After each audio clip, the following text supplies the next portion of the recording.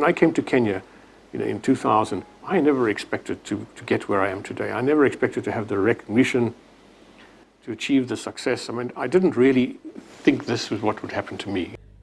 The dream of one man to transform a small mobile company into the biggest and most successful mobile phone operators in East and Central Africa, the legacy behind the name Michael Joseph that has remained synonymous with the company's achievements and successes since the year 2000.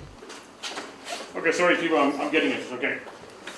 And as he sits at his corner office at the Safaricom house 10 months since he retired as the company's CEO, Michael Joseph says he's taking it a day at a time now.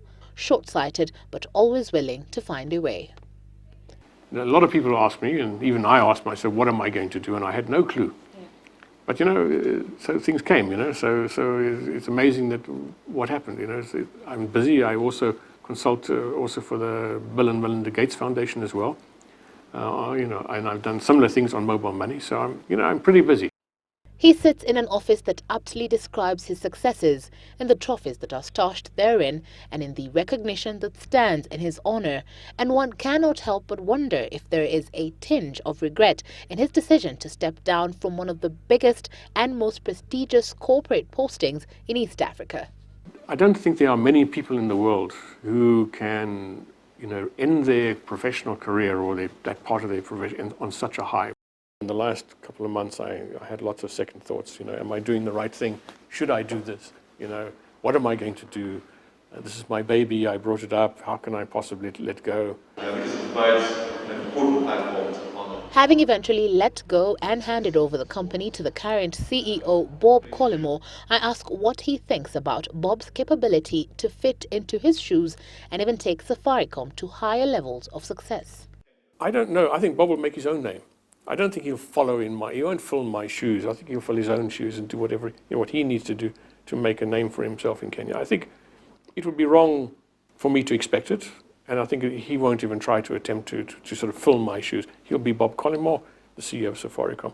He has to take responsibility for it. Michael now sits on the Safaricom board of directors and also acts as a strategic advisor to the company, responsibilities that allow him to oversee operations. It will still be my greatest achievement of my life. So, I still want to keep a fatherly eye on Safaricom. But it's not fair for me to sort of try to, as much as I'm tempted to, not to interfere. It is such achievements that saw him almost immediately bestowed with another responsibility, that of the chair of the Kenya Tourism Board, what was to see him replicate Safaricom's success and transform KTB into an efficient marketing body that could help unlock the potential in the local tourism industry. And so why did he resign so soon after the appointment? Quite honestly, I just didn't have the time. And that's quite frankly what happened. I feel sad about it and I regret it very much. But you have to, I'm a fellow of the World Bank, I'm on the boards of these companies.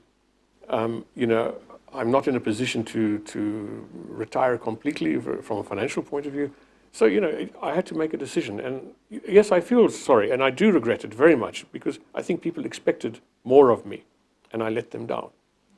It's not in my nature to do that. I was a telephone technician. I fixed old telephone. He is a man who started from the very bottom and who now hopes that the one innovation that has his name all over it, M-Pesa, will be one that will enable him continue changing lives. But I want to prove that M-Pesa is not just a one-off thing. It's not just Safaricom in Kenya. It should be able to be replicated. The success should be replicated elsewhere in the world. Outside the Safaricom realm, and Michael Joseph enters into another of his defining characters. As a family man, having gotten married 7 years ago to his wife Sean, theirs has been a Kenyan experience that has helped this family appreciate life better, and especially the value of family. I showed him Kenya because before he met me, he hated Kenya. Yeah. And so I showed him the good sides and what a beautiful country it is. And as Michael spends the evening with his favorite dog, Hugo, and dinner gets ready, because you always report and go places, we'll listen to a family that knows all too well the success behind their loved one's name. You go to a petrol station and a man will come up and say, "Michael, did you receive my SMS?" They're just joking with him, but everybody knows who he is, and he's obviously achieved a lot because I think a lot of people respect him. I don't think he'll ever be able to retire.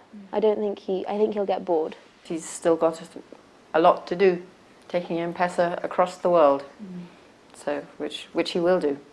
It's hard not to notice the green color scheme that adorns the kitchen. Maybe a depiction of the passion behind the man who says he's not done just yet. Or maybe it's just another kitchen color favorite. Okay, I think that's it. Okay? Yes, thank you. Evelyn Wambui for Newsmakers.